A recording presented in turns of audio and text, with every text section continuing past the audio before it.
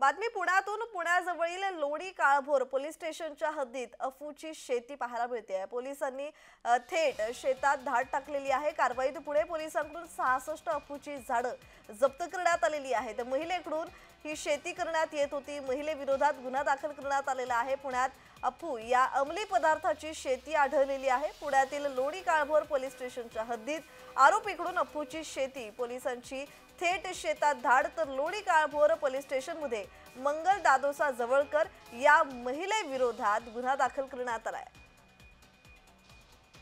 या संदर्भात अधिकची माहिती देत आहेत आमचे प्रतिनिधी रोहन कदम. रोहन, या संदर्भातला अधिकचा तपशील.